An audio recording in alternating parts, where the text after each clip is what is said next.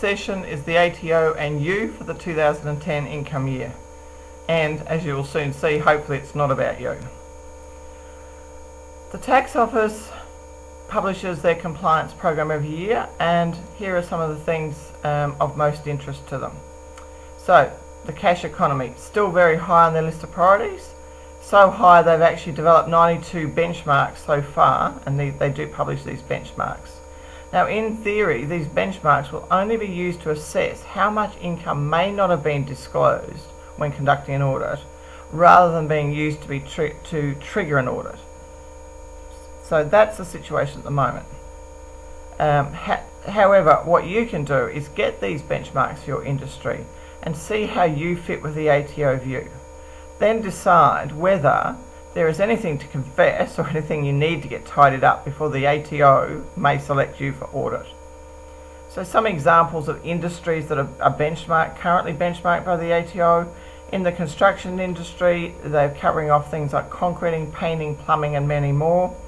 In the retail trade, some of the areas they've covered off on are computing, liquor, and same. There's 92 benchmarks all up, so quite a number. So it would be good for you to actually go and have a look, see what they are, see if you can see if anything is relevant to you.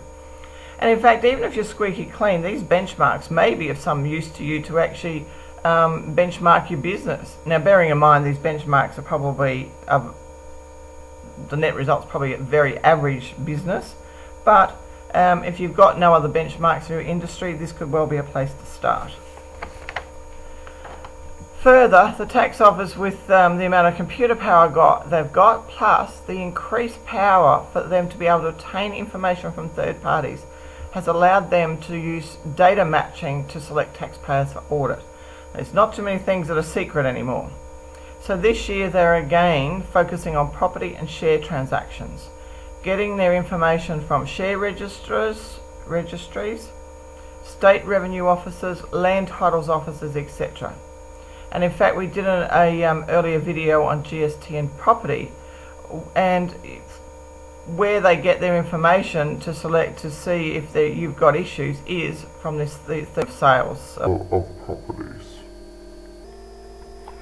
Luxury cars and boats are also identified from government licensing bodies and used to identify taxpayers whose income doesn't quite appear to support owning such luxury items. If your tax return says you earn $10,000 and you've got, a $100,000 Mercedes, they're probably going to be interested. And further, the Tax Office is talking more and sharing more information with overseas tax officers. Even they're getting a grip on the fact that the world's not such a big place anymore. And they're using this sharing of information from both sides to identify unreported foreign income, and also to identify those involved with tax haven related arrangements.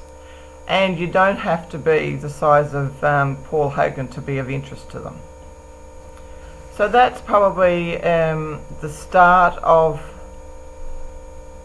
the areas that they're interested in, and we will have another session shortly to follow up on more particularly business related areas as well.